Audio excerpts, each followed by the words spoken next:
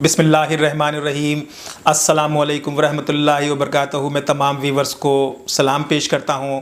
آپ دیکھ رہے ہیں ایکسپوز ٹائم نیوز کی نشریات۔ سوئی سدرن گیس کمپنی کی بے حسی اور حکمرانوں کی بے حسی کی وجہ سے اورنگی ٹاؤن کے عوام پچھلے کئی دنوں سے گیس سے محروم ہیں۔ اسی طرح سے north Karachi, new Karachi, buffer zone, federal be area سمیت کراچی کے متعدد علاقوں میں گیس نہ ہونے کے برابر ہے، اور ایسے میں بعض لوگوں نے اپنے گھر پر جو کمپریشر لگایا ہوا ہے، جس کی وجہ سے گیس کا بحران شدت اختیار کر گیا ہے، ہوٹلوں پر رش بڑھ گیا ہے، مگر حکمرانوں کے کانوں پر جوئیں نہیں رینگ رہی۔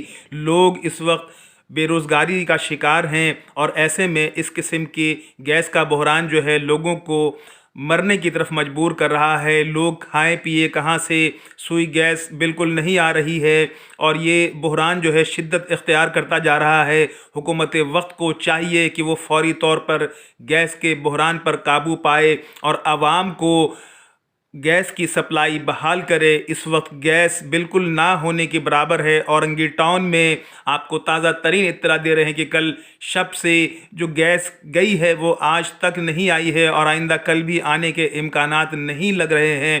میری حکومت وقت سے، شہباز شریف کی حکومت سے اس وقت گزارش ہے کہ وہ گیس کے بحران کا فوری ایکشن لیں اور اس بحران کا کوئی حل نکالیں۔